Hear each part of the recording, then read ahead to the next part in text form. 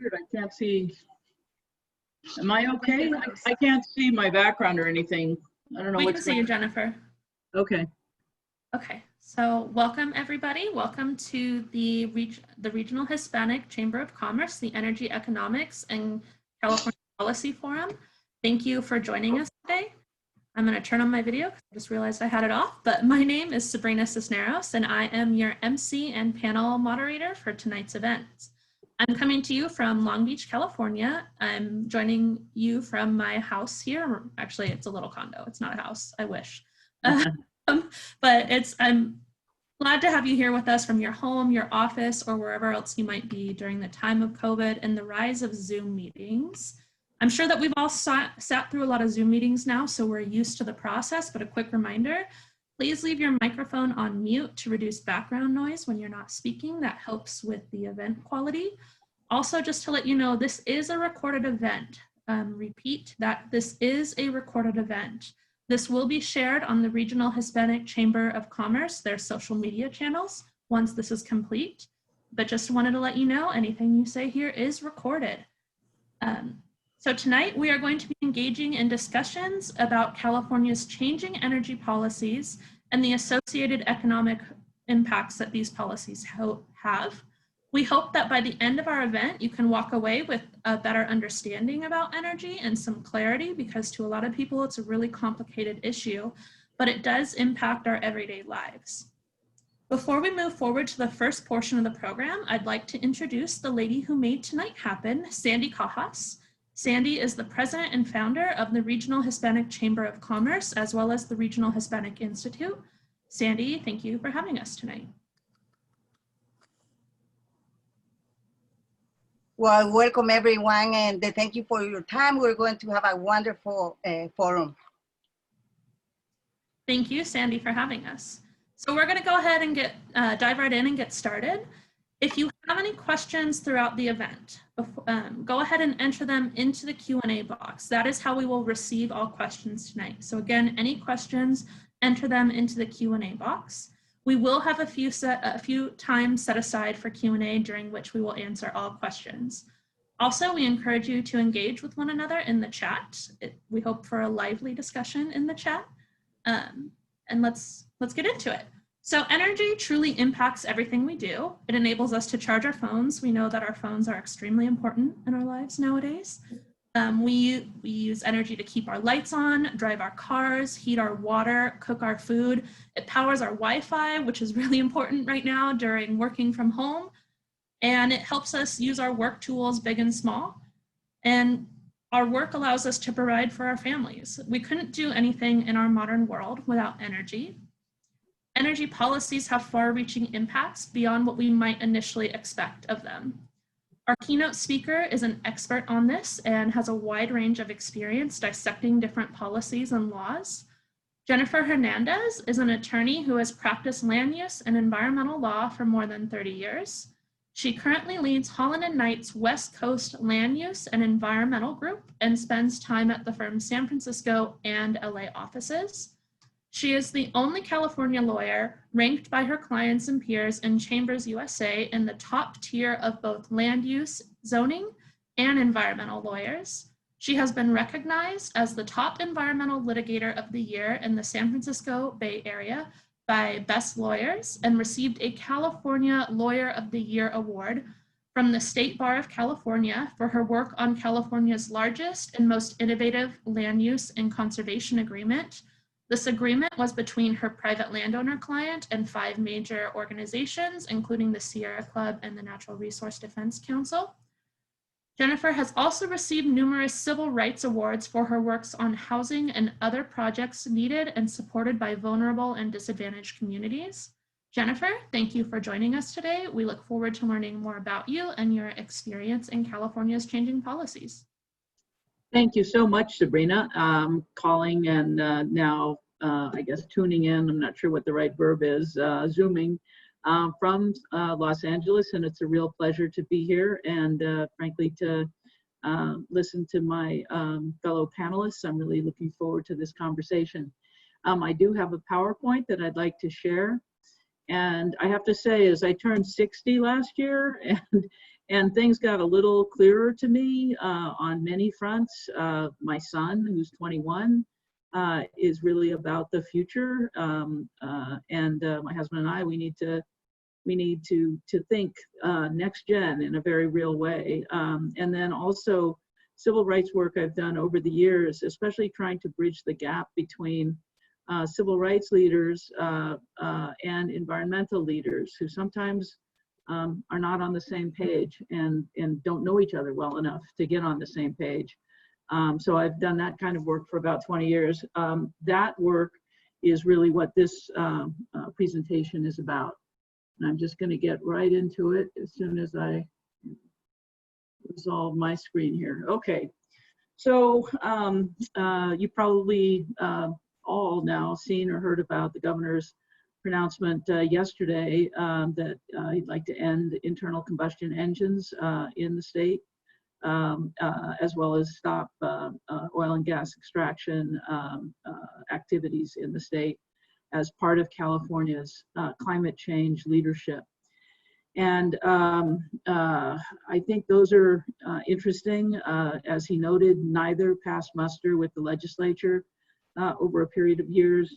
So after the legislature is out on recess is when these executive orders popped in. And I just want to sort of set the stage for a need for a much broader and frankly more frank and diverse conversation about California's climate leadership. And I'm calling for a sort of 2.0 restart. And the basic hypothesis here is what we've done so far in the arena of climate leadership has been regressive. Costs have mostly filtered down to poor and working class families and small businesses. And they haven't been very effective. In fact, they've been counterproductive for a global pollutant like greenhouse gas, which is the cause of climate change. So I want to go to the next slide, please. And just again, sort of set the stage. Am I driving or are you? William, do you have that? There we go. So I want to just set the stage by saying California is the world's 5th largest economy. However, we contribute only 1% of anthropogenic, that is to say man-made greenhouse gas emissions onto the global stage.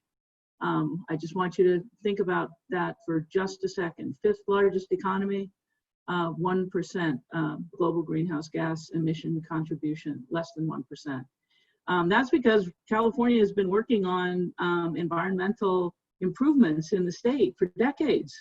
You know, we were the first state to do energy conservation in the building code to save money on heating and cooling costs by requiring insulation and stuff. We do water conservation. We have very clean cars and clean car standards.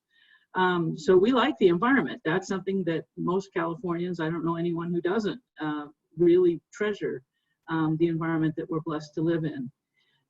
But with only 1% and falling of the world's greenhouse gas emissions, as is noted on the bottom there, Governor Jerry Brown said anything we do in California to further reduce that 1% is going to be, his word, futile, useless. It's not going to cause any change at all in climate change globally unless other states and countries follow California's lead. And that's key because we can set, for example, you know, pretty stringent fuel standards for automobiles, and as long as the president waives our right to or requirement to follow national standards and allows us to impose more stringent standards, we can set the stage for cleaner cars, not just in California, but nationwide and then worldwide. So there are things we can do that others follow, and then there are things we can do that maybe others are less likely to follow. Next slide.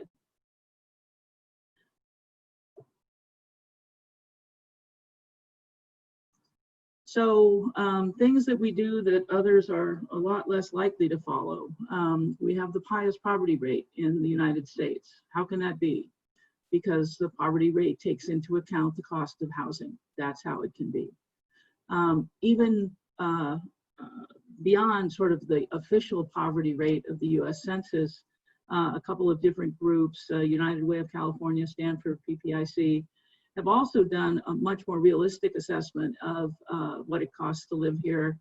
That includes stuff like childcare and whatnot, and also programs in, food stamps and other public assistance for people who are struggling. And the truth is, even pre-COVID, almost 40% of our state households could not reliably make ends meet. Every month they were juggling, and a $400 car repair bill was enough to cause a crisis. We also have the highest homelessness rate in the country, and it's increasing. We have near bottom rankings for school achievement, and also very, very high income inequality. And as we think, as we've all been reading, is the school achievement gap is expected to widen based on COVID. One of the more shocking things that we're kind of tops in, which is terrible, is that we have more racially segregated communities now than we had in the pre-civil rights 1960s. Why? Housing costs, and frankly, unwillingness to build enough housing for people who live here. The whole concept of the California dream, upward mobility, which at a really basic level for many families means being able to buy a home and spend your whole life probably paying the mortgage, but that mortgage payment is also paying yourself and your family and your children. It is the most, by far, effective way to create a stable middle class and multi-generational wealth. And it's one that has been historically not available to Blacks and only partly available to other minorities through a variety of mostly government-imposed programs. We also have among the highest tax burdens, highest regulatory burdens, and as I think many of you know, we're consistently ranked as a state as among the worst for business, even pre-COVID. So you look at this list and you think, well, does anyone really want to follow California's lead? And while these are not climate bullet points, I would put to you that one thing we want to make sure we do in the world of climate policy is not stay with these bullets. These are terrible bullets. No one wants to be in a state with these kinds of bullets. So can we improve where we stand for most of Californians and still follow California's long-term commitment to environmental quality and climate leadership? And I submit the answer is yes, but not on our current pathway. Next slide. So again, we have a legislature. The role of the legislature in the kind of balance of power structure that the United States and all of our states in the United States have is the legislature establishes laws, the governor implements them, the courts enforce them. So in the world of climate change, the legislature has been very aggressive compared to other legislatures, but not as aggressive as the governors. And the legislature has said, let's reduce greenhouse gas emissions 40% below 1990 levels by 2030. Now, 1990, we were a much smaller state. We had very much less economic activity. So even getting to 1990 levels was tough, but we got there. And the legislature then said, okay, we'll do now the next increment, 40% below by 2030. Very ambitious goals. And in fact, we're already pretty darn good. Remember, this is just a metric that we're going to apply inside the boundaries of California. We're already the lowest by far carbon emitter of any state in the country, about 33% lower. So we're doing great, really. But to get 40% below 1990 by 2030 is a big reach. And we also, of course, want to increase renewable energy supplies from solar and wind and stuff. But that big reach, that legislated decision by our elected officials has been absolutely nullified by a combination of executive orders and then state agencies who choose to implement executive orders instead of implementing legislative mandates. And that's a pretty tough situation, honestly, and it's a tough situation in particular because it hurts people who can't defend themselves, who aren't, you know, Hollywood stars or huge donors. So, you know, we have governors who now, 3 of them, including the current one, has said we should go 80% below 1990 levels by 2050. That takes us down to about 2 metric tons of greenhouse gas per capita. And just to put that in perspective, from an energy perspective, the countries that achieve that level of greenhouse gas emissions have what I think most of us would agree is not a functioning economy, not reliable electricity, not a healthy middle class or other kind of attributes of the society that we think of when we think of California, El Salvador, Pakistan, Zimbabwe. Of course, yesterday's executive order dealt with the internal combustion engine and elimination of among other things, fracking on a schedule. Both of those, as well as the 80% reduction, these were proposed in the legislature, and they did not make it over the transom. The legislature did not choose to impose these on California, but our governors have done so anyway. And once the governor issues an executive order, then state agencies implement that order. And they implement that order even when the legislature has told them and told everybody that that is not the law of the land. So, for example, we have natural gas bans that are now being implemented in cities under sort of the California Environmental Quality Act and other policies, you know, climate plans, policies. But there's absolutely no question that this disproportionately hurts lower income rental households and small businesses. When I say no question, what I mean is that we have state agencies acknowledging this consequence and being sort of regretful about it and promising to find some money somewhere. Just like, and this is going to be pretty controversial, but just like the government has long promised, you know, to help out the coal miners in Appalachia, those folks have not recovered. And I'm certainly not supporting coal mining, but I am questioning the extent to which the government can actually make good after it harms, disproportionately harms working class families and smaller businesses. Same thing with vehicle miles traveled. As we all know, you have to kind of drive until you qualify for housing you can afford. And so the idea in climate change has been we have to stop driving. We have to really reduce vehicle miles traveled. Well, the people who are driving the most, and certainly the people who have been driving the most pre-COVID, in, for example, the SCAG Southern California region, are working Latinos. I mean, not everyone, you know, works in a high-rise downtown, which has decent transit.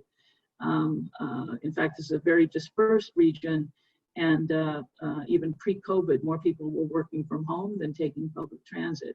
Legislature was asked, you know, we need to mandate vehicle mile travel reductions. And the legislature said, no, we can't do that. People need to drive. It's not like you're just waking up and say, oh, let's take a long drive.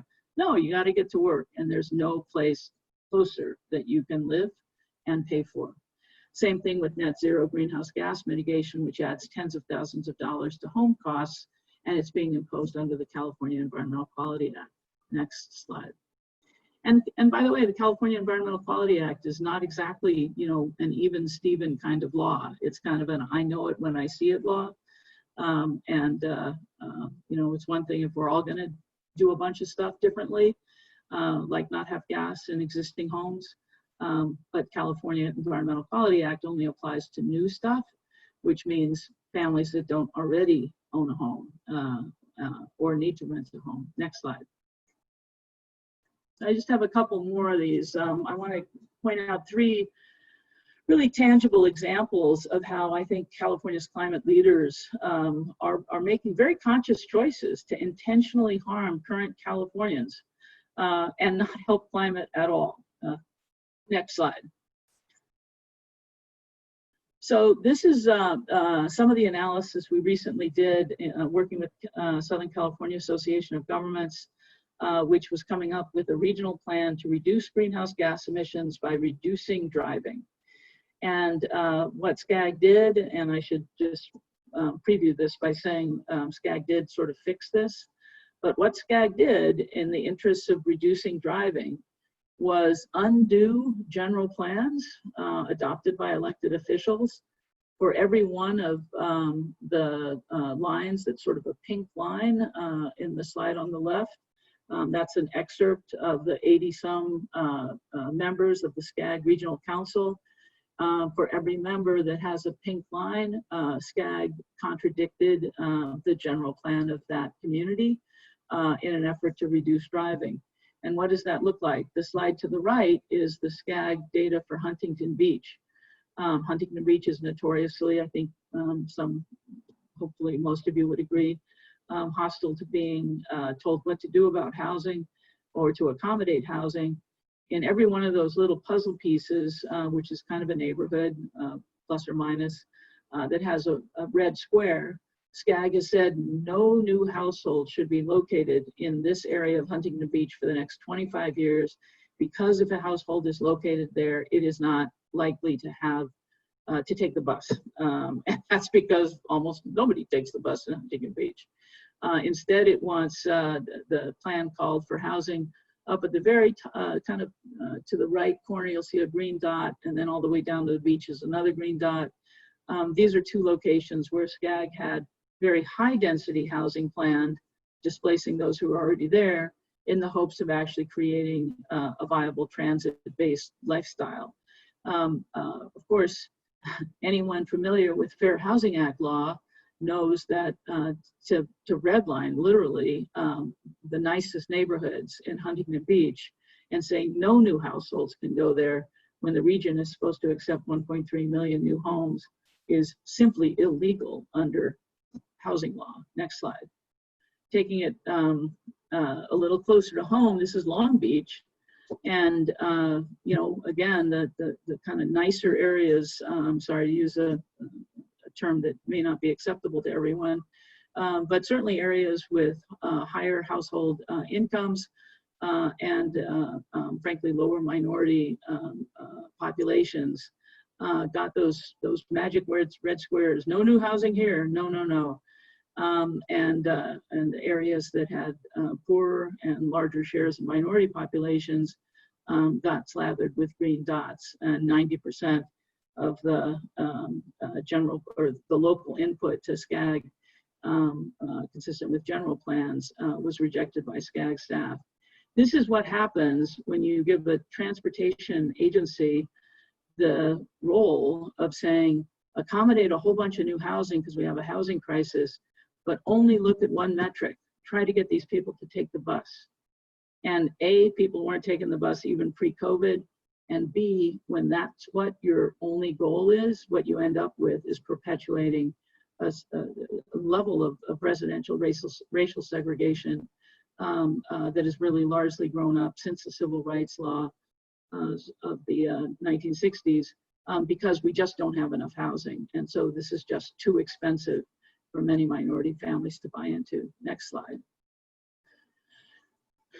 So this is very bothersome to me, and I want to just focus on it a little bit because this is an activity by the California Air Resources Board, which I think is the frankly villain in this story, as in my view, by just taking this one approach to organizing all of California, which is reducing greenhouse gas inside California's borders.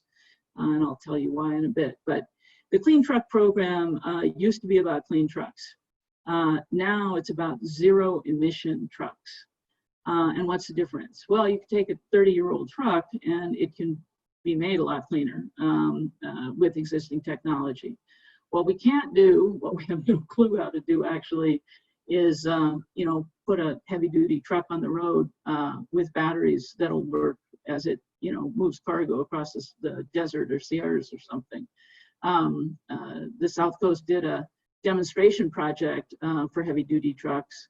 And one of them had to be driven in a flatbed to the parking lot of the South Coast office because it can't even drive a few blocks to pretend that it works. So CARB promised that this clean truck program of electric trucks would deliver 37 tons per day of NOx reductions. NOx causes smog. It also contributes to some pretty nasty stuff like particulates in the air. So CARB said, hey, we're going to do this electric truck thing and get 37 tons per day of NOx out. And we're going to get 151,000 net zero energy trucks on the road. So I'm going to really speed up and just say CARB achieved 0 of these goals. And by choosing only electric trucks or only, quote, zero emission trucks, what CARB has done is allowed much dirtier trucks to stay dirty rather than going for cleaner, currently available technology. Next and last one of these examples. Next slide. So this is, as managed, our renewable power commitment is not delivering either reliable or affordable power. The slide on the left is is what actually powers California. That big red zone there in the middle is natural gas. We're still hugely dependent on natural gas. Yellow is solar. It's a pretty small percentage. It's growing, but it is a small percentage. And on the right is the story of California's electricity prices. We're the one on top, green. We started higher than the rest of the country, and we've increased dramatically as the rest of the country has mostly stayed flat. We know the story of the brownouts, and I won't go into more of it. And then last slide. So we don't have to reinvent or invent a new wheel. President Obama in 2016 reported the tailpipe emissions of smog-forming pollutants were down 98% from the nation's pre-1972 fleet. We know how to reduce emissions. We're now reducing greenhouse gas emissions. We know how to do it cost effectively, but the CARB approach is not cost effective, and most importantly, it is absolutely harmful. Why? Because California counts departing Californians and departing jobs as reductions in greenhouse gas. Because it's true, you're not buying gasoline, you're not running a house, you're not trying to make something in your business. You're in Texas or Arizona or Nevada, where, by the way, your per capita greenhouse gas emissions have doubled or almost tripled. Driving people out of California works for CARB to reduce greenhouse gas emissions. And, I'm sorry, nobody voted for this. I don't think anybody's going to follow California's lead, but this is a sort of hot button, sexy, Hollywoody, everybody's into the, quote, Green New Deal or whatever. And it's just making California families suffer more. And we have to start having that conversation.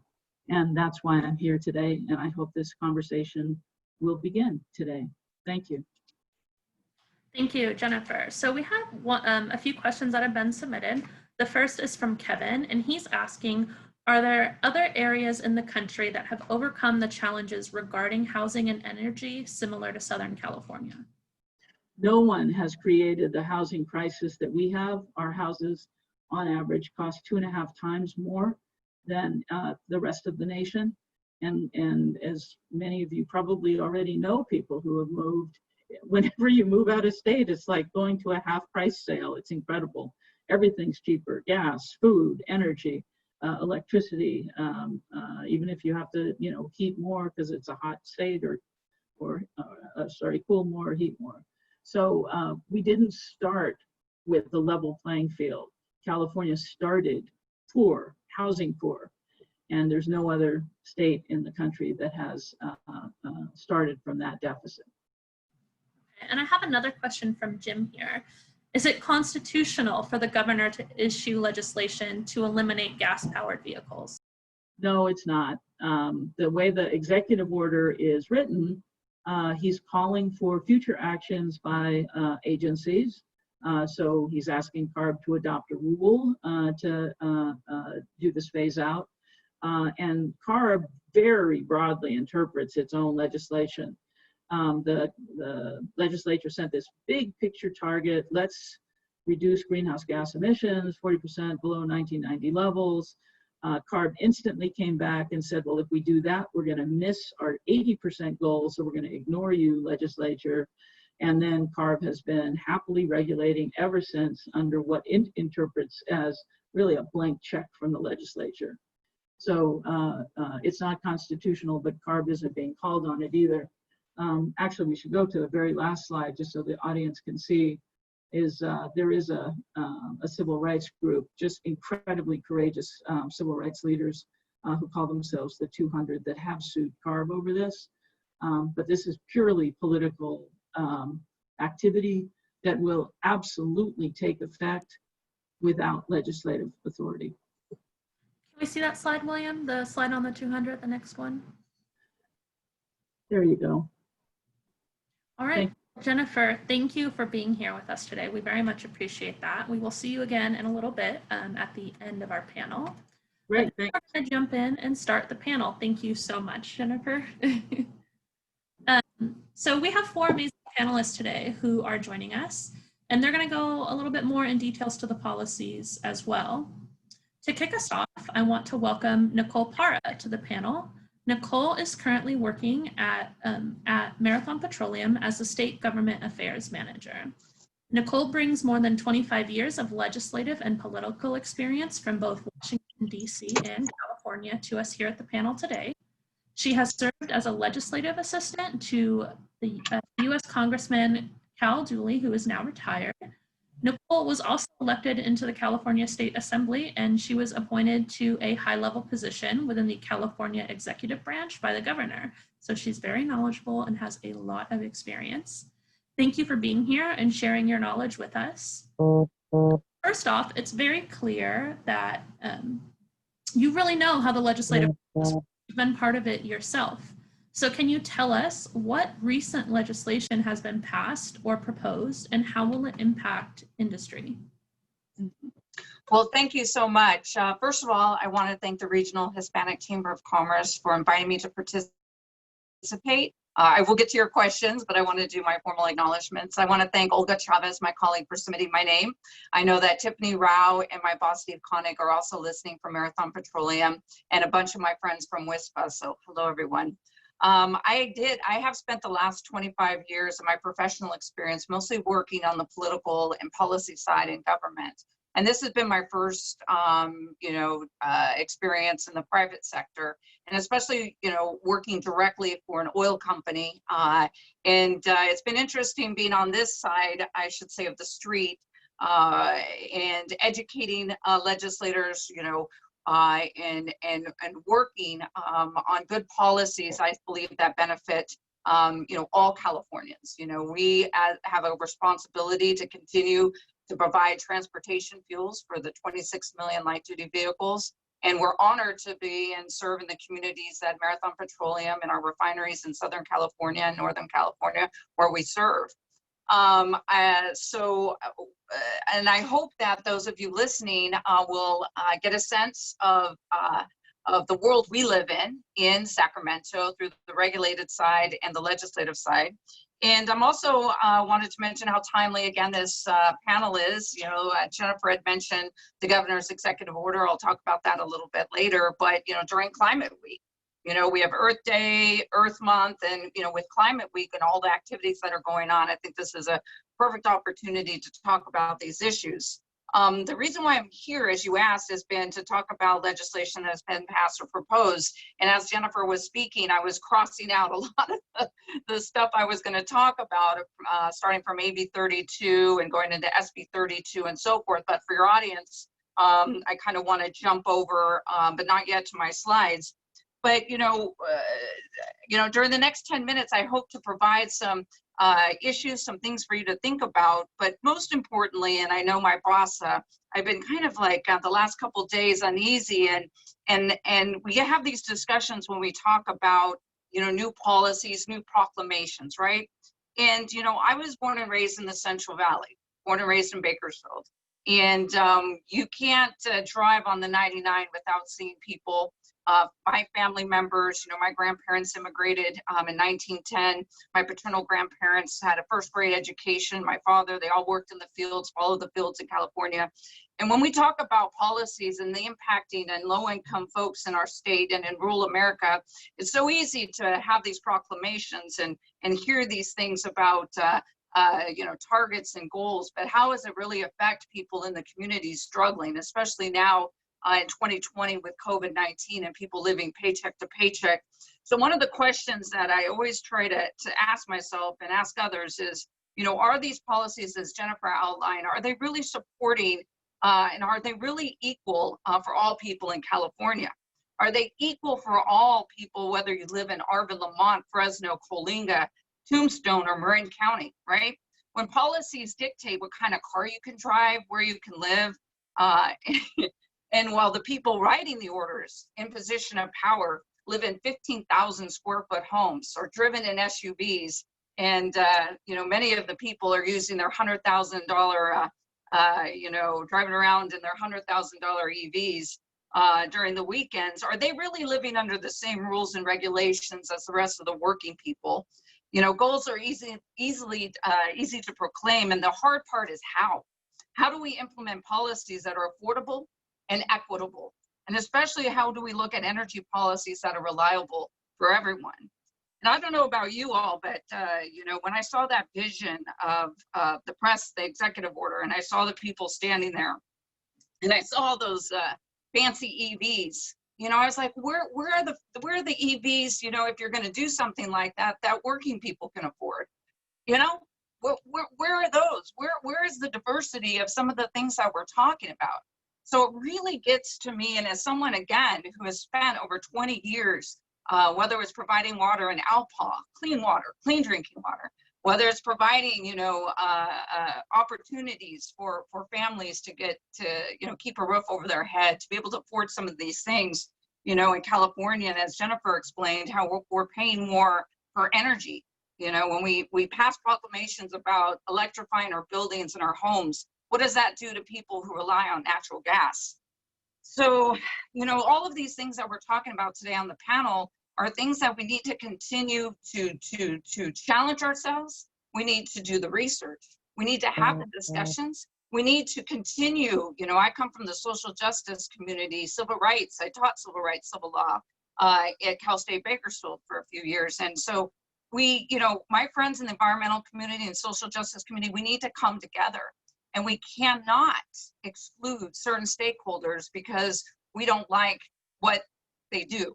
And for instance, in the oil and gas industry, we can't be excluded from these conversations and be asked, when the grid is down to put megawatts on the grid, right? We're the first calls. Can you help us? Can you be a part of this? And then when it gets down to 70 degrees, people forget who we are. So we all need to come together and work together. And so Jennifer talked about many of the bills starting in 2006, AB 32.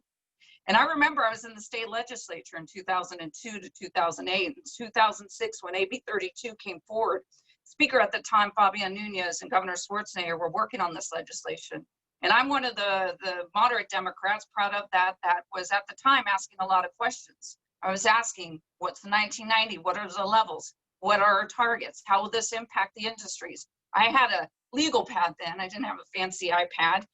What will answer some of these questions? And back then, and I have a map I'm going to show you of what the legislature looks like today with super majorities. But back then, they needed every vote they could on certain bills.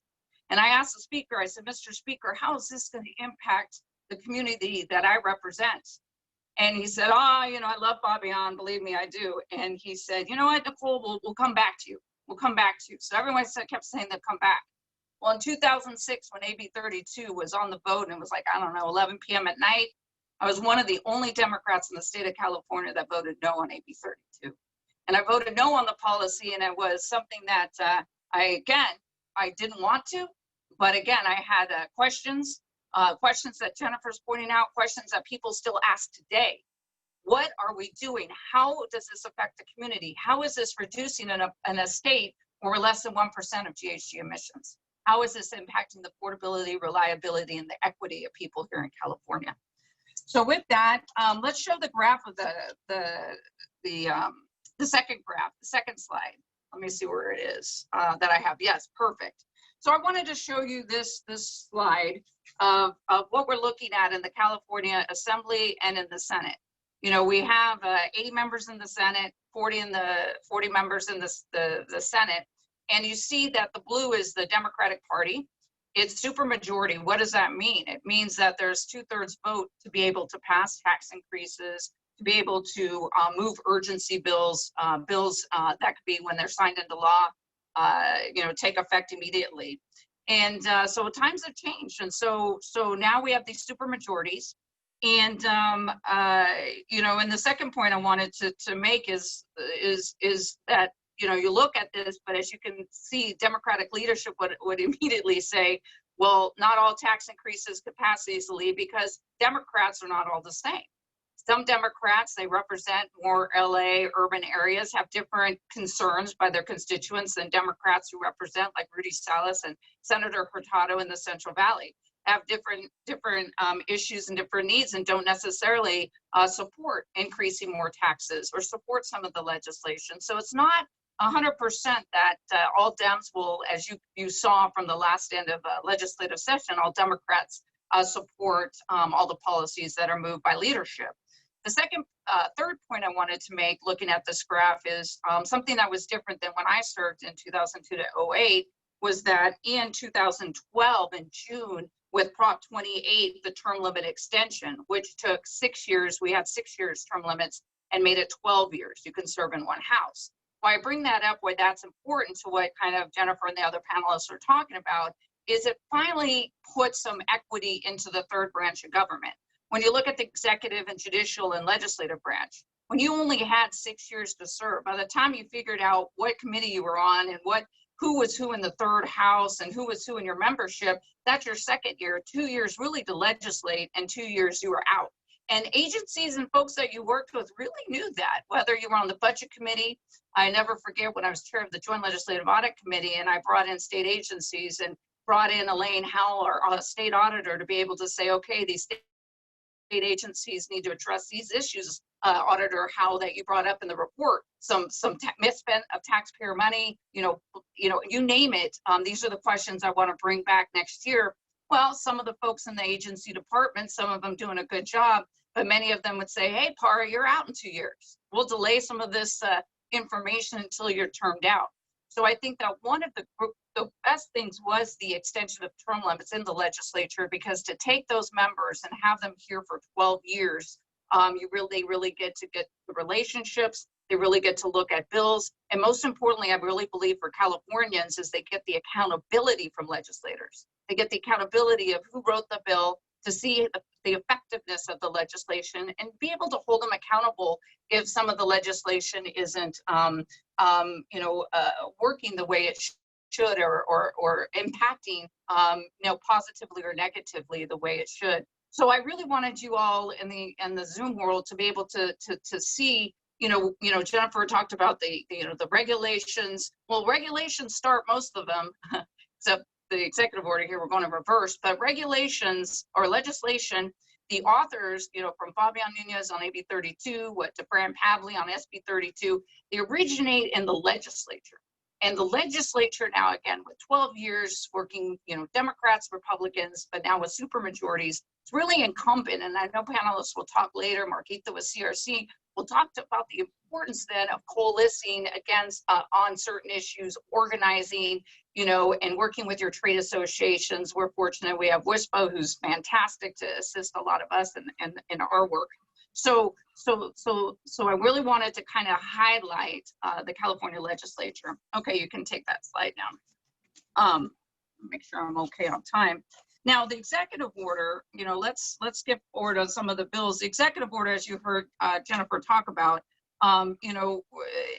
directs Carbon to develop and propose strategies to basically achieve 100% zero emission, ban pretty much the internal combustion engine by 2035. Sure, you can have, you know, continue using your old car in the used car market and so forth. But it also asks the agencies to develop a zero emissions vehicle market strategy by, you know, next year, and to use that strategy every 3 years. And also, which I want to point out a couple things on the just transition. When you're looking at the workers, right? The workers in the industries that are going to be impacted, there is also, the order requires the development of a just transition roadmap by July 15, 2021. There's also strategies recommendation to manage and expedite closure, remediation of oil extraction sites and so forth. You know, so why did the governor issue these executive orders? Well, it's interesting, as Jennifer pointed out, and Sabrina just told me to this sign when I need to stop, is that, you know, the legislature, the body that I talked about that provides the legislation and the oversight, you know, they're on recess. They're home doing the district work. So we have this executive order. We've had a lot of pressure since President Trump came to California with the wildfires for the governor to do something. But as you saw from the slides before, and the legislation, whether it's in air quality or GHG, the state of California is aggressive. We have the most aggressive climate policies. We are doing, taking the lead despite the less than 1% of the GHGs worldwide. And so, you know, and are they working? You know, you see reports from the Legislative Analyst's Office, the independent body that kind of researches or helps the legislature understand the impact of their policies. You know, it's pretty neutral on, you know, the LAO's report on, hold on, I'm trying to find it, this is here, on transportation policies, where there's no clear and convincing evidence that these policies are the most cost effective. And so, you know, so we have these policies, so this executive order, you know, can CARB, ARB, now they're going to start promulgating these rules and regulations. You have legislators who just today announced, who had certain senators, here we go, Senator Weiner, along with Assembly members Monique Lamont and Robert Rivas, released a statement today regarding their intentions to introduce a ban on fracking. But another Assembly member, Frazier, who announced that he plans to introduce legislation in December that will fundamentally change the way California reduces by reprioritizing cap and trade dollars. And, you know, so now what we're going to see, you know, is a lot of legislators introducing Green New Deals, more goals, more ways to spend GHG dollars from the cap and trade, and even more, instead of the governor working with the legislature, in my opinion, and coming up with something that either we assess and we look at the affordability, we look at where we are, instead of now it's going to be an interesting legislative session when the legislators return in January. So final comments that I want the folks out there in Zoom world to think about is, well, first of all, regarding the ban on gas-powered cars, with the federal government's approval, without the federal government's approval, this can't happen. Obviously, we have an election in 39 days. We'll see what happens. We cannot forget that California has long been one of the nation's largest oil producer, ranking 7th in the term of crude production. And the oil industry, from the Los Angeles County report, generates $152 billion in economic output and more than 366,000 jobs in California. Our economy still runs on fossil fuels. And like I mentioned before in our opening statement, our company and other companies still have a responsibility to fuel, provide transportation fuels to 26 million light duty vehicles. And, I'm very proud that our company has also stepped up and announced that, Marathon Petroleum will reduce our GHG levels 30% by 2030. And how? Well, one of the big things we're doing is the transition in one of our refineries to renewable diesel refinery. Boom. How are we going to do that? By doing certain things, not proclaiming these 30% reductions and then leaving we'll figure it out like other companies. That's not how Marathon Petroleum rolled out our plan. Californians, as Jennifer said. I'm sorry, for the subject of time, I'm gonna have to go ahead and. Yes. So I just wanted you to think about those things. Obviously, I could spend 2 days with all of you, but thank you very much. No, and maybe Nicole, maybe you could put your contact information in the chat or something like that. So if people want to reach out and ask you questions, maybe they have the ability to do that. But what I really took away from your speech is that, you know, we need to make sure that we're working for equity for everybody, and we're making sure that we're working through the legislative process, since that the legislators represent the people, right? So that's kind of what we need to be doing, not using executive orders or single person acts to kind of meet our goals. But our next panelist that we're going to bring on is Marjita Thompson. Marjita Thompson is the Senior Vice President of Public Affairs and Community Engagement at the California Resources Corporation, which is the state's largest independent oil and natural gas producer. She leads a team in charge of community and media engagement. And before joining CRC, Marjita worked most recently, I believe, as the Vice President of External Communications for Disney Consumer Products, where she oversaw multiple PR teams for Disney. She also worked as the VP for Corporate Communications at HealthNet and the Latino Program Officer at HealthNet. Notably, Marjita also served as the press secretary for Governor Arnold Schwarzenegger during his first term in office, and was the political producer for Larry King Live in Washington, D.C. She has a lot of experience in amplifying voices to make sure that they are listened to and understood. So welcome, Marjita. Our question for you is, what do you recommend local businesses and organizations do to increase both their voice with policymakers and consumers? Thank you, Sabrina. And I want to join Nicole in thanking the Regional Hispanic Chamber of Commerce. Sandy has been so good about consistently focusing on energy issues, and her members are so lucky to have her at the helm of this group, because part of what's really important is having a good leader who can be your spokesperson on complicated issues like this. And so I want to thank her for being such a good leader, for hosting this event, and for everyone who's willing to attend an event on energy, because people think it's complicated, you take it for granted. And so thank you very much for willing to delve into something that I think is fun and sexy. Maybe a lot of people don't think is fun and sexy, but I do. Before I go into the question, I just want to give a little background. I grew up 50-50 in San Diego and Tijuana on both sides of the border.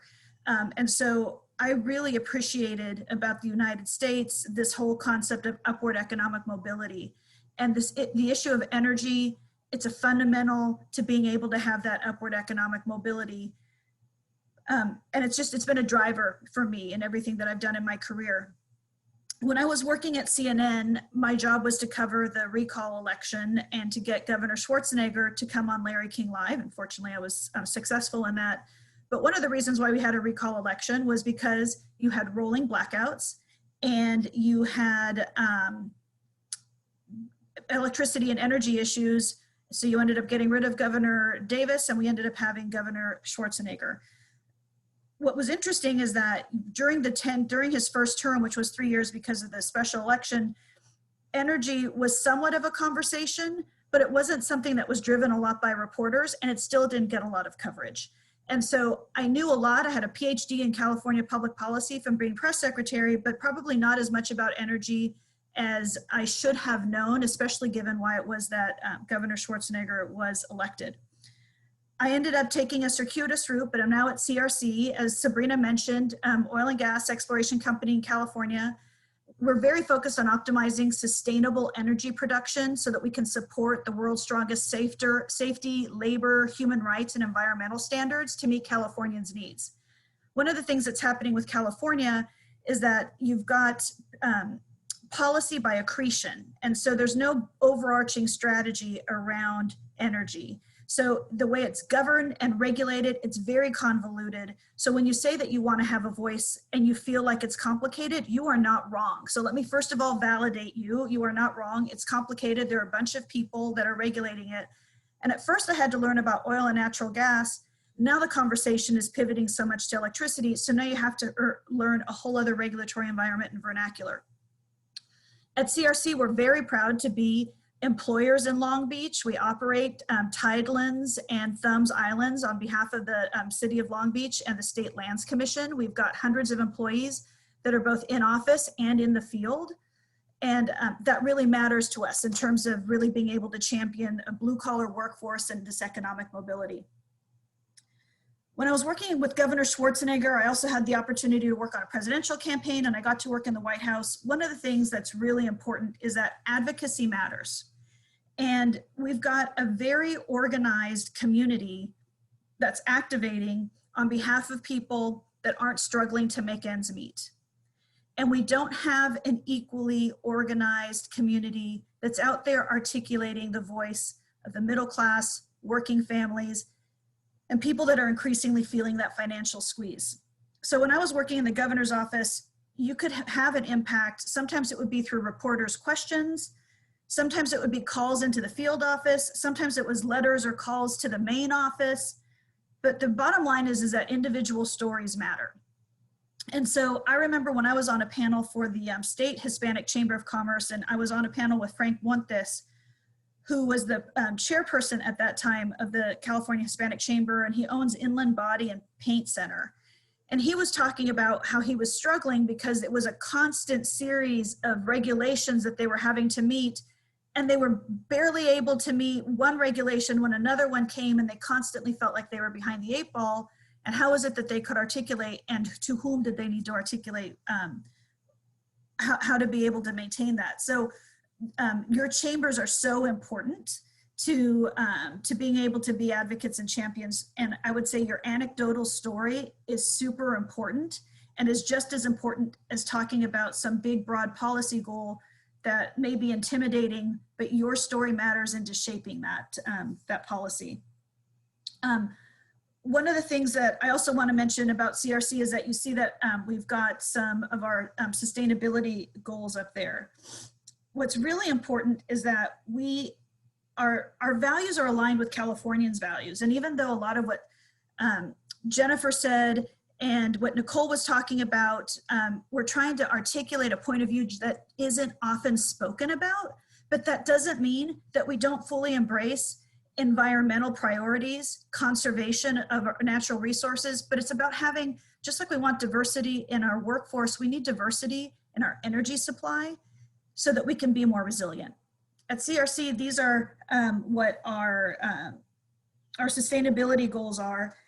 And one of them that's most interesting, I think, is carbon capture, because the UN itself has said that we aren't going to be able to meet any of our Paris Climate Accord goals, et cetera, unless we're able to have carbon capture, which is actually taking carbon out of the air and out of the electricity production process. At CRC, we have a facility in Elk Hills that's been identified as the best place in North America to have carbon capture, and we've got that underway. If we're able to build it and design it with a qualified workforce that we have, it would be the equivalent of taking 250,000 cars off the road. The emissions reduction would be the equivalent of taking 250,000 cars off the road every year. That's a big deal. So we're aligned with California's values, and that very much matters to us. So ideally understand energy and sustainability are important to you. We all care about our communities. We need to know what laws and regulations have passed. We've talked a lot about them with Nicole and with Jennifer. We've got the Paris Accords. You've got the Global Warming Solutions Act of 2006. There's been at least 16 pieces of legislation, such as clean electricity, decarbonizing transportation buildings, solar roofs. You've got the CARB mandate that's there, like impacting the Long Beach port, that has to do with electric trucks, and then it's mandating technology that doesn't exist yet. And then I also want to talk a little bit about thinking about truckers in particular, who are close to my heart, because I think about them. So many of them are Latino, right? You own your own truck. Maybe you're working for someone. Truckers are another piece of, another place where you can have that economic mobility by not having a college degree, but it pays well. And we're talking about remaking a lot of these careers that are impacting our diverse communities, and that's really important. So the next slide, please. So what the next slide will end up showing you is that these programs matter, but we need to understand our communities and where our communities are coming from.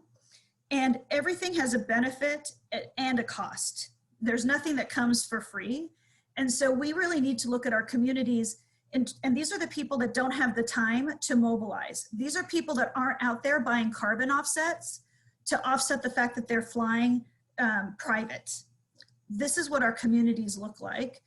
We've got average incomes. These are the people in Los Angeles County that are on energy assistance. This is the different sources that people are using for their households.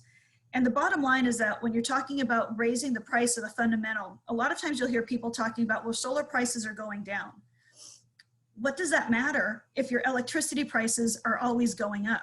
How does that translate to someone's pocketbook? So in California, we've got more than 30% of Californians that spend more than 50% of their paycheck on utilities and rent. And that was before COVID. We pay, Jennifer already showed this data where we're just ended, our numbers are going up. The thing that happens too is that a lot of times you see polls where people say, are you willing to pay more? But there's a bias inherent in that question because it doesn't acknowledge the fact that we already are paying more. And people are willing to pay more. But one of the things I think that's happening is that a lot of people don't realize all of the laws that have already been passed and this series of consistent legislation and regulation that's being passed, and there's no harmonization place to figure out what's working, what's not working, and let's do a backward look. Was that a cost-effective one? Let's rely on this policy more than that policy because this one's been moving the needle more. Certainly when you're making your business plans, you weren't able to have a business plan without being able to have a look back, being able to assess, measure, and then adjust. And we're not really having that. All we're having is more extreme movements further and further to signal this virtue of wanting to go green that we can all align on, but we need to do that. So you need to think about what are the issues, what kind of impact will it have, and what society do we want? Because we really also want to be able to have a society where it's okay if you don't have a college degree and you can still have a good life in the state. And that's very important.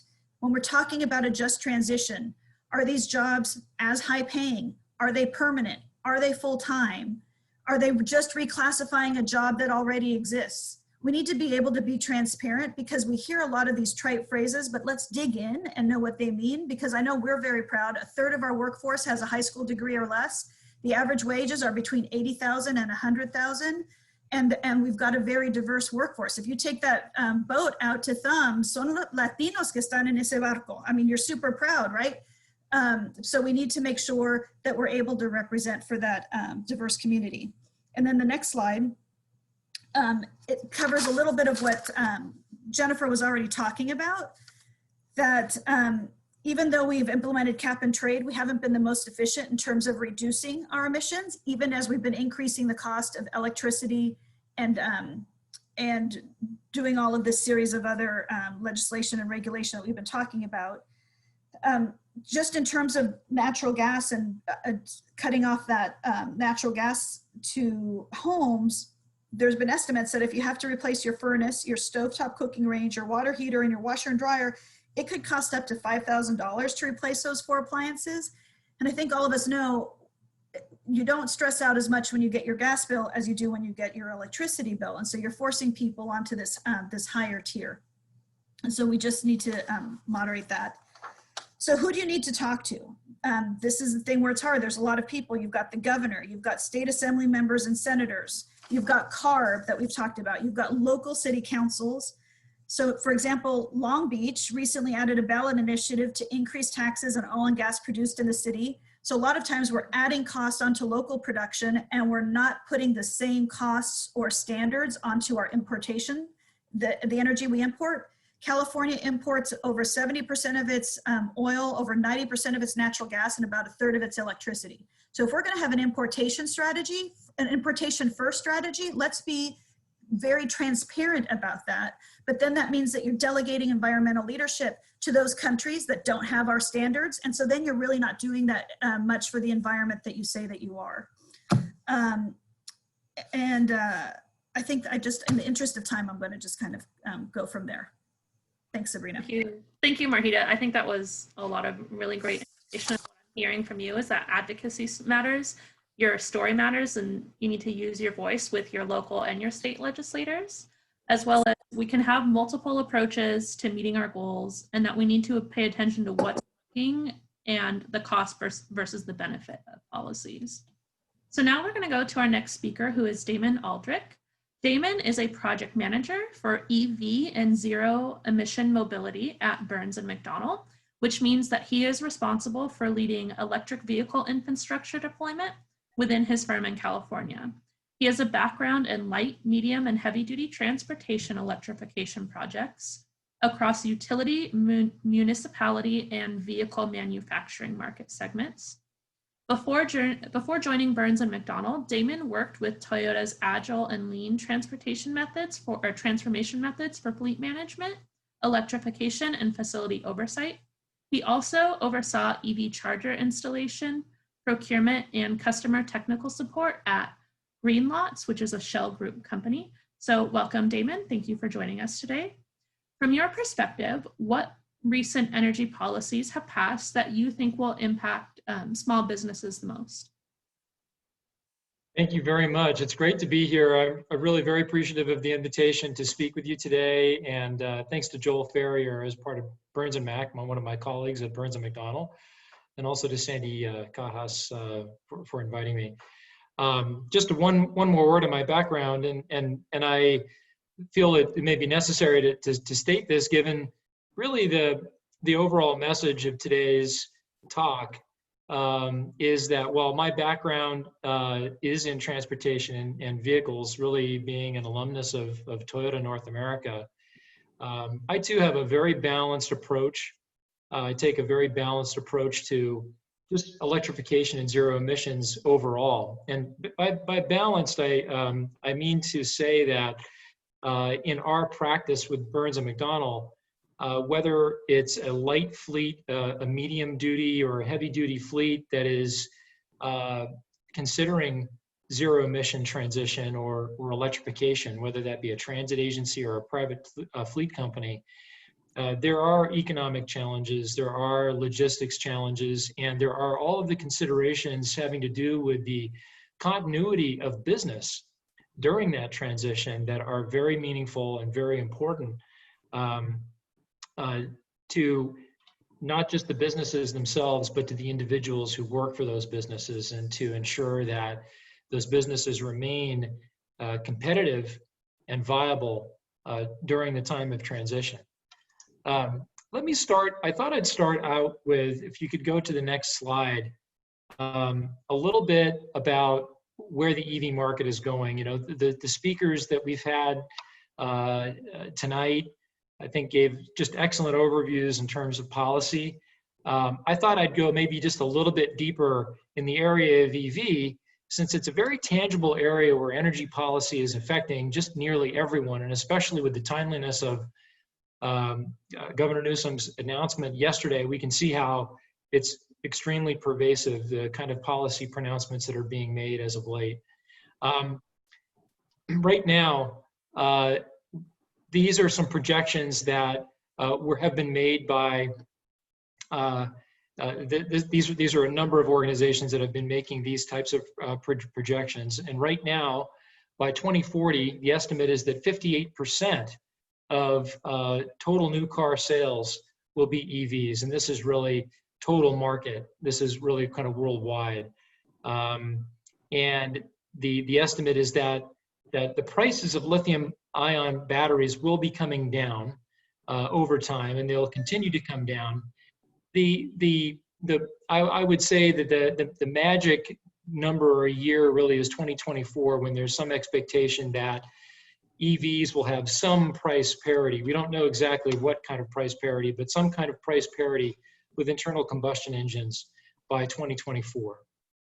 Let's go to the next slide. This is a slide that I really wanted to focus on for tonight, and then get into some details of some recent policy regulation development that I think is really going to have some significant impact on medium and small businesses, and especially in the LA area and in the goods movement area. But first, I wanted to talk a little bit about what's going on, what we're seeing in terms of pandemic impacts. What has been very interesting during this time is that while we have seen sales of vehicles drop by 23% overall, or EV sales have actually maintained a pretty good clip. I would say 18% in 2020 compared to 23% decrease in sales of internal combustion engine cars. And what we're seeing is that private car ownership is actually trending up. And this is of note, really not too surprising if you're considering that there's a major trend away from public transit because of the risk of COVID. And we've actually seen that ridership in transit, depending on the municipality and depending on the area, has actually been reduced by up to 98% in some areas, 60 to 98%. And this has really driven a huge trend toward private vehicle ownership, and really highlights to some of the speakers who have spoken earlier today how important it is to maintain reasonably priced vehicles, new and used, in the marketplace if this is the trend that continues. We're also seeing that green initiatives, of course, this again, everyone can see this happening. There's a big focus of these initiatives on growing the availability of charging infrastructure based on disadvantaged communities, based on equity, and based on access. We're seeing that in the policy and the funding that has been rolled out, particularly as of late with some of the Appendix B, that's the called mitigation funds from the VW fund that has been rolled out. However, what I would point out tonight is that probably the two biggest impacts is, number one, the advanced clean truck regulation, which is mandating 100,000 zero emission trucks by the year 2030. It's unclear right now what the latest executive order does to that mandate, as that just came out actually this past June. So it'll be very interesting to see how CARB is actually responsible for interpreting and then blending and integrating these various different mandates and turning them into what will effectively be a milestone plan for compliance. There are ongoing transit mandates, the Innovative Clean Transit Rule that is that's underway right now by 2040. That is 100% zero emission transit by 2040. And transportation refrigeration units, which is in development right now, and I'll be spending a little bit of time on that in the next couple of slides. When businesses are converting to electric trucks, electric transportation, one of the biggest areas of consideration that's not normally considered right up front is the cost of electricity and demand charges that has to be very carefully factored into the total cost of ownership. And that is what time of day businesses are charging these new electric vehicles, whether they be trucks or light vehicles, whatever they might be, to be very careful about demand charges by the utility. Now, Southern California Edison, as one example, has in place a demand charge mitigation plan over a 10-year period of time. There's an abatement, complete erasing of those demand charges over 5 years, and then over the next 5 years, it slowly inches up. But that is one area that I wanted to point out that is very important, depending on which utility you belong to. Is something to keep a very close eye on. Time of use rates, as an example, is something very important to educate yourself on as electrification gets further and further along to manage your operating expenses.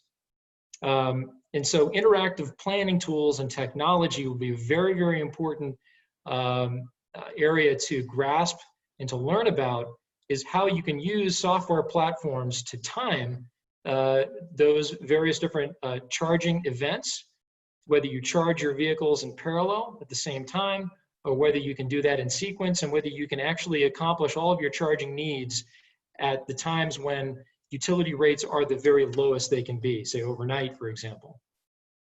Another way to mitigate the expense of charging and of electricity is battery storage. Now, battery storage is still a very new area.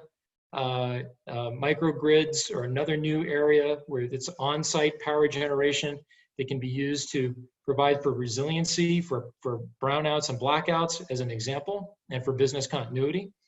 But it's something that is very important for small business and medium-sized businesses to start taking a look at as costs start to trend down over the next several years. Now, there are some funding solutions, and it'll be very important for those in a transition timeline to understand where funding can come from for transitioning to electric. And it ranges from private funding to municipal and state funding. But more and more, those funds are getting oversubscribed.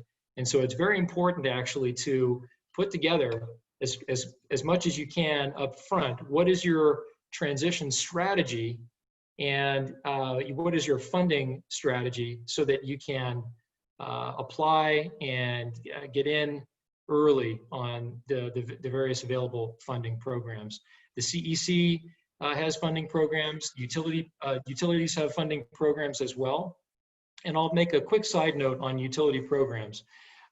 We've spoken tonight about the importance of letting your voice be heard in terms of how do these programs actually get funded, how will they affect you as a business owner, you as an individual.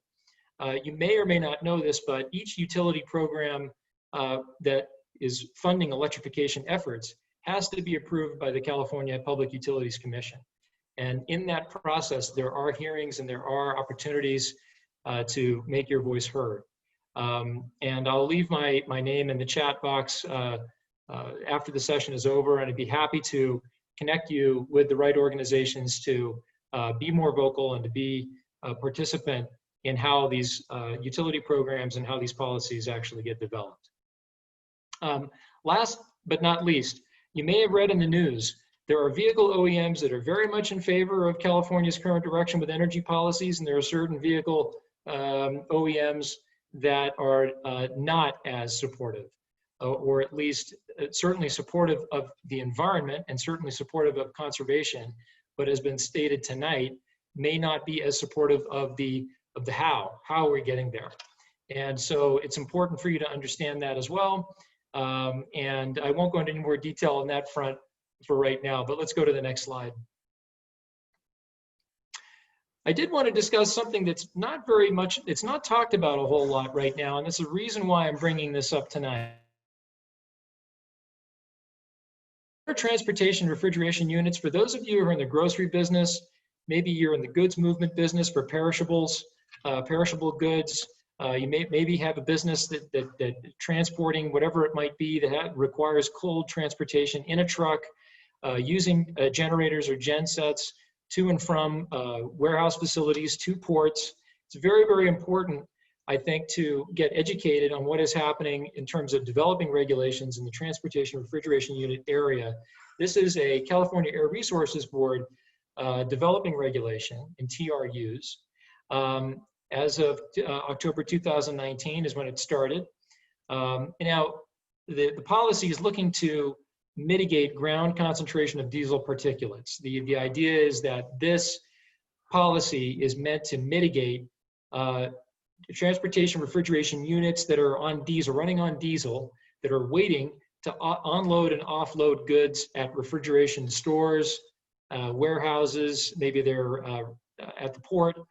And it does apply to Class 8 trailers, box trucks, rail cars, domestic shipping containers, on and off road. So it's a very wide application of a new rule, and it is coming very soon. Next slide, please. So the outline is that all trailers and shipping containers and gensets, they have to be running in zero emission mode if they're going to be stationary for any longer than 15 minutes. And what does that mean? Well, it either has to be connected to a battery on board so that it's running in electric mode for that period of time, or it has to be plugged in.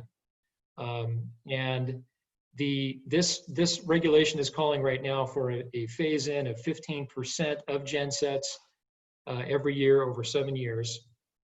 The particular infrastructure areas of impact will be, if you have a cold storage warehouse that's greater than 20,000 square feet, you would be within the scope of this regulation. Same with grocery stores who are greater than 15,000 square feet, that would be the same. And here's the key. The host organization, if you are the grocery store or you're the refrigerated warehouse, you are responsible, will be responsible under this regulation to geofence your facility. So you have to know what gen sets are coming in that have to be monitored and reported if they fail to comply. So you have a genset that comes in, it's running on diesel for longer than 15 minutes. You have an obligation to report or turn away that truck to not incur fines. So that's the main impact. So there's telematics involved with each of these. Let's go to the next slide. So I think the other big impact here, the notable item here, is that these deadlines are actually nearing much closer than many of the other clean transportation deadlines. As you can see right here, there's a 2023 deadline to register with CARB with your geofence information. That's the store owner, the facility owner themselves. They have to actually register with CARB if they fall into this area. Their geofence, that means the perimeter and how they will be monitoring for compliance. The facilities have to start reporting or turn away non-compliant vehicles starting in 2025. So this has some implications for operators, right? It has implications to facilities in the way that they implement potential charging facilities at their dock doors, at their staging areas, making sure that there's an area where they can actually send trucks that are non-compliant out to a staging area. There may be utility service upgrades. There may be facility energy management needs, meaning how do they mitigate, again, demand charges from increased charging that may be happening on site due to this regulation. And I think that for fleet operators, this is where it's very important to include this new TRU regulation in your total cost of ownership calculation. So that'll have an impact on how much will this cost and how much will this cost not just to acquire, but also to operate. Let's go to the next slide. I have a list of funding here, but I think that is really another takeaway from this session, which is there are a lot of changes coming, obviously. And with all of the changes coming, how will businesses, large and small, accomplish these changes within the timeline, but how will they accomplish it with the dollars that are needed to implement this infrastructure to support these new rules? Let's go to the next slide. Here's another good tip for some level of, I would say, involvement during the regulatory development process, right? Let's not wait until after the regulations are developed and actually enacted. TRUs, this is not enacted yet, right? And they're currently running workshops. You can go to the website that I've posted here on this slide. I've actually attended a few of them, and you can make your voices heard. There are fleet operators that are involved in these workshops. There have been changes in direction that I've seen actually in development, actually as it's being developed, by the feedback that comes into CARB. And it's very important for that feedback to be very wide-ranging and represent as many diverse businesses as possible. And I've also put the contact here on screen, who's also listed on the website. Her name is Leah Yamashita at CARB, and I've also put her email address here if you'd like to get more information on the next workshop that's coming up regarding TRUs. And that is really what I had to present today to you. There's so much to go into depth, so many different areas where we really could spend hours on any number of these items. But that is a quick overview with some tips there for you to take away. And I invite you to please reach out to me if you'd like to. My email is here on the screen, daldrich@burnsmcd.com. I'd be more than happy to speak with you. And thanks again for having me. Really enjoyed this session. Thank you for being here, Damon. What I was taking away from that is that equity and access is important for any policy. Meeting compliance is a moving target, and if you're going to transition, you need a strategy and a strategy for funding, because it might be expensive if you don't have that. So before Very well said. Sorry? Very well said. Okay. Well, I'm glad you agree. I'm going to move on to our next speaker now, who is Fabiola, our next panelist. Fabiola is a public affairs manager with SoCal Gas. Her areas of responsibilities include the South Bay, Long Beach, the San Pedro Bay ports, and the LA Harbor area, so she's local as well. Fabiola has more than 15 years of experience working on a broad range of complex initiatives that include energy, land use, public health, environmental planning, regulatory issues, and infrastructure projects. She is knowledgeable about strategic planning, stakeholder engagement, crisis communications, and campaign management. Now, Fabiola, from what Damon and the previous panelists have told us, there's a lot of change going on right now and a lot of new policies being implemented. What are your recommendations for businesses to forecast and prepare for the implementation of new energy policies and regulations? Well, first, thank you very much for inviting me to be on this panel. A lot of information has been shared, and my fellow panelists have been amazing in getting that information out super clear. So what I would really say is to just stay informed. Stay informed and get involved, educate yourselves, attend webinars like this one.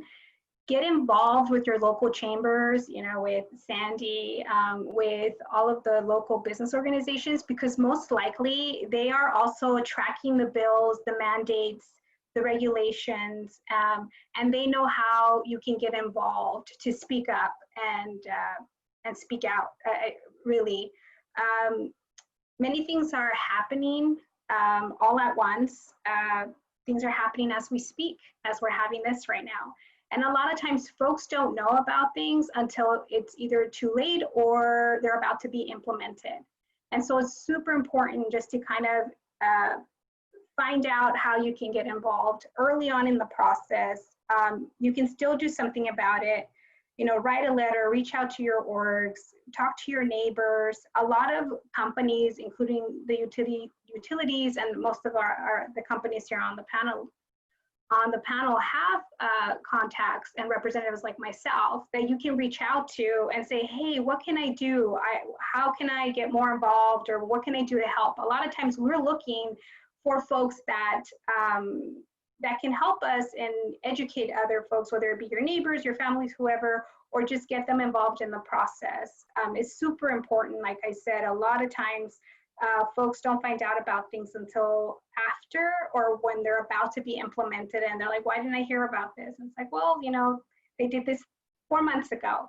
With utilities, I do have to say, and Damon talked a little bit about this, we are regulated by the California Public Utilities Commission. So our process is a little different in the sense that we have, we really answer to them versus, you know, having certain policies that affect us. So our process is a little different, but nonetheless, it's still, you still have public comment, you still have hearings, they still open it up for people to really get engaged and get involved in the process.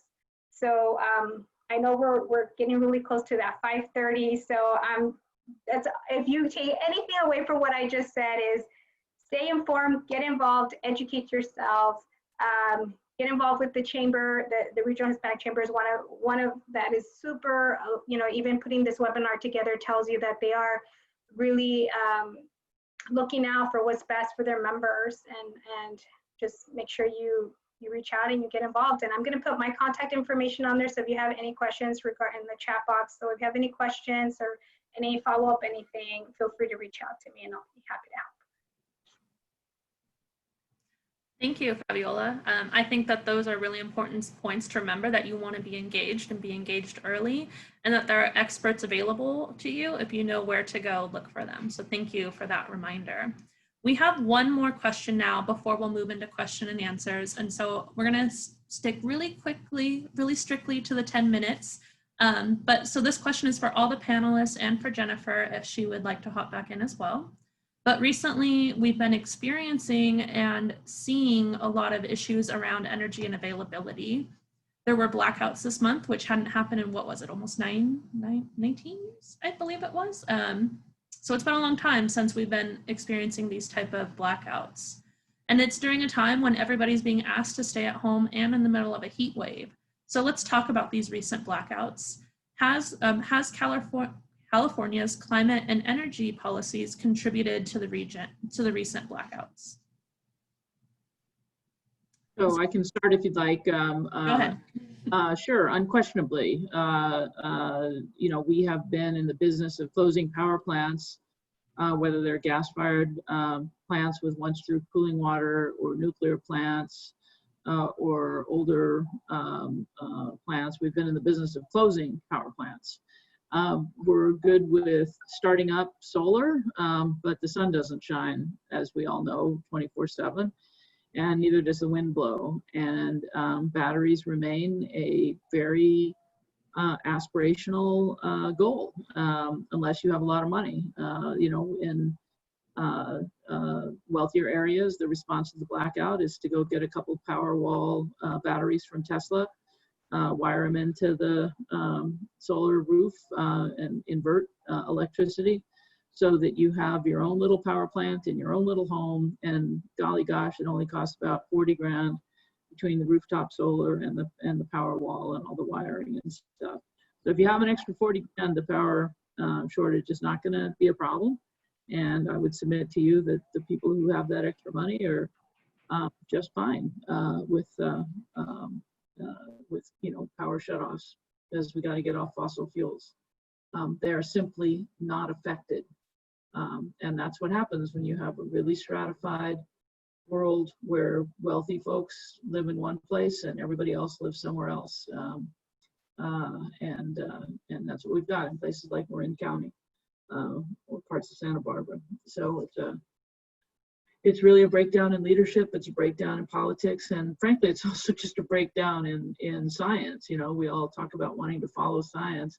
Anybody in the material or physics business that says, hey, we can't do batteries yet, is equated with like a climate denier, which is not the case. But you know, we have a very polarized and overheated political environment. So any place that has solar has a lot of gas, and they just go hand in hand. And we're pretending that they don't. We also don't count biomass burners. Million acres of forest, much of which is dead or dying because we've had a drought, by the way, that's not out of character with existing records of prior droughts. But regardless, it's our drought, and it's a big problem, and we have too much dead and dying wood. And so Tulare County, just before the fires broke out, were extremely excited that maybe they could ship pellets to China, or Japan actually, where Japan could count it as renewable energy, because we can't. I mean, really, we're going to actually send wood pellets to China because we don't count that as biomass net zero, and Japan and the EU do. That's the kind of just nonsense that we're doing. And the result is we don't have enough power, even without the electrification of the transportation sector. We don't have enough power. Jennifer, thanks. I'll just add to that. One of the ironies of this discussion is that if the #1 goal was to reduce emissions right away, we should be using nuclear and relying on natural gas, because natural gas has reduced more GHG emissions than all renewables combined.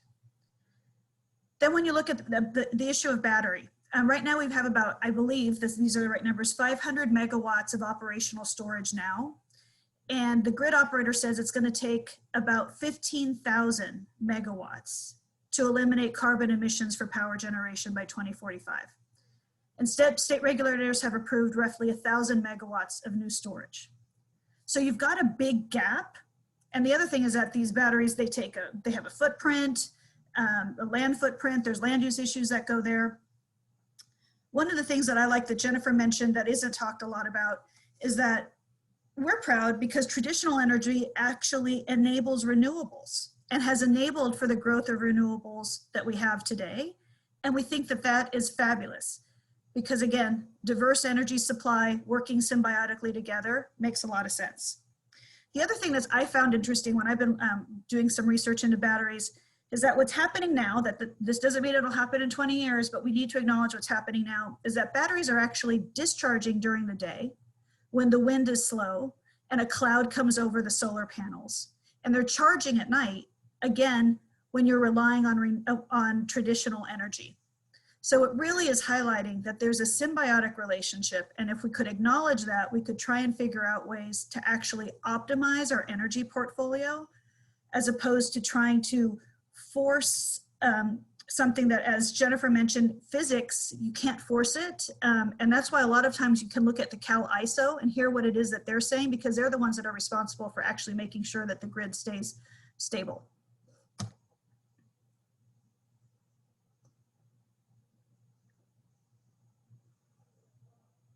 Mic drop.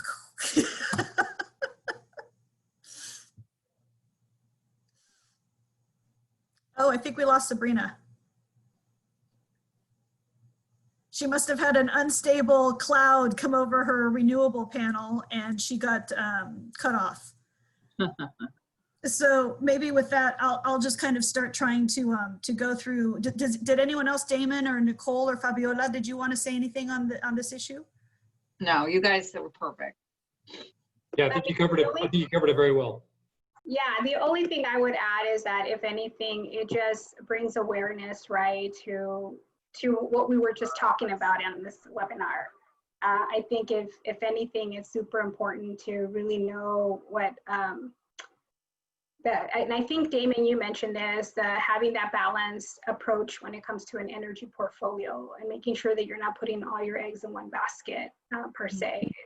And, you know, if anything, I think it just brings more awareness to the issue that we have in hand, especially in this state. Yeah, Marjita said it. Sorry. I was just going to make just one comment about that, and it's in our transit zero emission practice. One of the things that is very important to, let's say, you know, critical services, right? Whether it be, you know, transit buses or, you know, whether it's police or fire or whatever it may be, is the whole topic of, you know, when you're electrifying or when you have another energy source that could be put at risk, that the whole nature of resiliency is having options. And so it's it's vital to business continuity or service continuity to really think through what that is. And if the size of real estate of a certain depot or of a certain facility does not allow for on-site generation, whether it be PV or battery storage or what have you, there really does need to be some availability for something else that provides that backup. Thanks, Damon. Nicole, did you want to say something? No, I'm okay with time. You're all good? Okay. All right. Thank you so much to everyone. We would like to thank our sponsors. And of course, we'll be doing a quick raffle right now. We already have our winners. The 3 winners are Amy Rowland, Michael Elmore, and Dave Sanchez. Congratulations. And again, a big shout out to our sponsors. And here they are. And Southern California Gas Company, thank you so very much, Fabiola. Mitsubishi Cement Corporation, Mike and Wayne, thank you. California Resources, thank you, Marjita and Sabrina. ExxonMobil, Burns and McDonald, Damon, thank you very much. I love your presentation. And of course, Marathon Petroleum Corporation. Without you guys, we could not do what we do. Look at these guys, they're students at, where are you? Long Beach. Long Beach what? University, California State, Long Beach. These are our mentees for 2020. So we have an amazing group, and thank you to your sponsorship and a great presentation. It will be on our website probably by tonight. Thank you so very much for your time. And with that, anything else? No. Thank you. Thank you so much for everyone. Thank you. Bye-bye. Bye. Thank you. I apologize for my Wi-Fi died. Sabrina, My Wi-Fi died. Sabrina, you're here. My Wi-Fi died. I'm sorry. Okay, Sabrina. But thank you everybody for being Thanks here. all. Bye. Bye. No, Sabrina had a couple of questions. Sabrina, you had the slides. There were the slides at the end about how to be involved. You want to talk with your legislators make laws, and then your regulators are the ones who become involved, or who really decide how those laws are met. So you want to be involved with your regulators as well. And everybody, you should remember, it's an election year. Elections are very important in our country, not just our presidential elections, but our local elections as well. There's a lot of power at the local level. So you want to make sure that if you're going to vote, to register by October 19th if you want to register online. But if you miss that deadline, you can still show up to the poll on the election day and register that day. It'll just be, what is it called? It's a conditional ballot at that point, I believe it's what it's called. But make sure that provisional ballot. Provisional ballot, there we go. And then, so you want to make sure you're voting this year. And additionally, the very last slide, I think we had some reading if people wanted to continue reading on it. And I apologize again that my Wi-Fi cut out. I lost all the questions when that happened. But we are over time. So thank you again, everybody, for participating and being here today. Thanks all. Bye-bye. Yeah, thank you, everyone.